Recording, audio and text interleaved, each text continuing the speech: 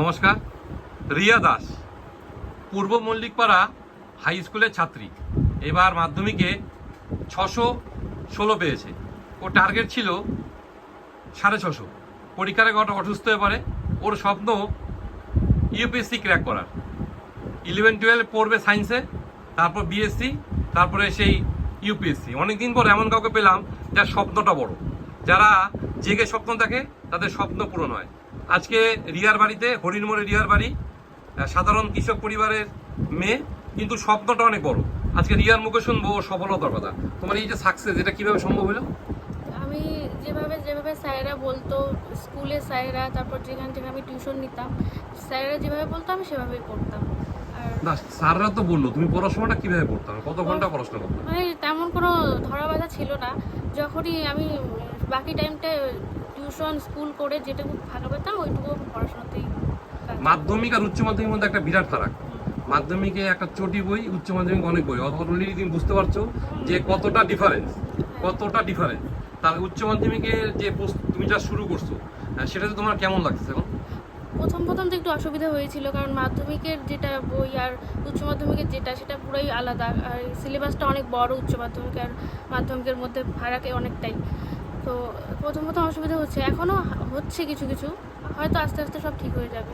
হঠাৎ করে তোমার, যেমন তুমি একটা প্রত্যন্ত এলাকায় থাকো হরির মোড়ে, সেখান থেকে তোমার হঠাৎ করে ইউপিএসসি ক্র্যাক করতে হবে, মানে এই যে পরীক্ষায় বসার ব্যাপারটা, এই স্বপ্নটা তোমার কিভাবে আসলো?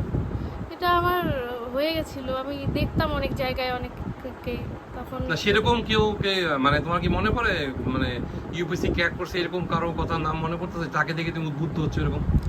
বিভিন্ন মোবাইল ফোনগুলোতে দেখছিলাম অনেক। দুই একজনের নাম বলতে পারবা? সেরকমভাবে তো মনে নেই। এই বছরই একজন হবে হয়তো, আমার নামটা ঠিক মনে নেই, জায়গাটা, উনি একজন, ওনারটা দেখে আমার আরও বেশি ইন্সপিরেশন হলো। যেটা আমার সব থেকে ভালো লাগলো যে তুমি আজ অব্দি কোনোদিন জীবনের সেকেন্ড হও নাই। মানে জীবনের প্রথম দিন থেকেই তোমার কিন্তু ফার্স্ট, মানে এটা যেমন তুমি পূর্ব মল্লিকপাড়াও টপার, এবং এইবার তোমার বরিতগুড়ি স্কুলে কিন্তু তুমি অনেক বড় বড় কম্পিউটার পাওয়া। হ্যাঁ। তো এইটা কিন্তু তোমার একটা চাপের ব্যাপার। যেমন ওখানে কিন্তু যারা আছে তোমার থেকে 650 উপরে অনেক স্টুডেন্ট আছে। হ্যাঁ। তো এই চাপটাকে তুমি কিভাবে নিবা? আমি চেষ্টা করব, এখন কতটা হয় আমি যেভাবে চেষ্টা করা যায় আমি সবভাবেই চেষ্টা করব, যাতে আমি নিজের জায়গাটা ধরে রাখতে পারি। দেখো একটা কথা কি, আমি তো ভাবি আমি এটা করব, হ্যাঁ, সেটা করতে গেলে মনে একটা বিশ্বাস লাগে। হ্যাঁ, সেই বিশ্বাসটা মানে কি আমার একটা পজিটিভ এনার্জি লাগে। মানে সেটা যে নিজের প্রতি যে আস্থা, সেটা তুমি কিভাবে মানে অ্যাডপ্ট করো? হ্যাঁ, চেষ্টা করলে সবাই সব কিছু পারবে। চেষ্টা তো সবাই করে। চেষ্টা তো সবাই না তুমি চেষ্টা তো সবাই করে, তার মাঝখান থেকে ভালো রেজাল্ট করতে গেলে কি দরকার? সেটা হচ্ছে পরিশ্রম তো করতেই হবে। পরিশ্রম তো সবাই করে। এর সাথে ফোকাসটা ঠিক রাখতে হবে, যে আমি কি ফোকাস বলতে তুমি কি বোঝো? মানে আমি কি করব, আমি কোথায় যাচ্ছি, এই যেটা ফোকাসটা আনতে গেলে কি দরকার?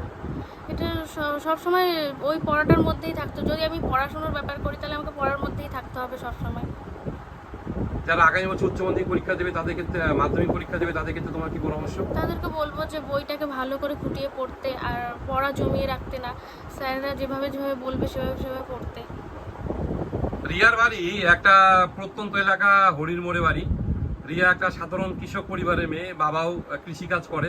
কিন্তু সেখানে থেকেও রিয়া কিন্তু জীবনে কোনো দিন ক্লাস 1 থেকে আজ অব্দি কোনো দিন কিন্তু ও সেকেন্ড হয়নি, সবসময় ও টপার, এবং আমাদের পূর্ব মল্লিকপাড়া হাই স্কুলের টপার।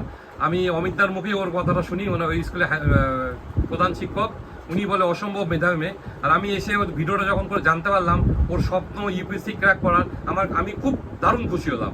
কারণ এরকম একটা জায়গা থেকেও যে একটা বড় স্বপ্ন দেখা যায়, সেটা রিয়া অন্যতম। রিয়া শ্রীবৃদ্ধি কামনা করি। নমস্কার।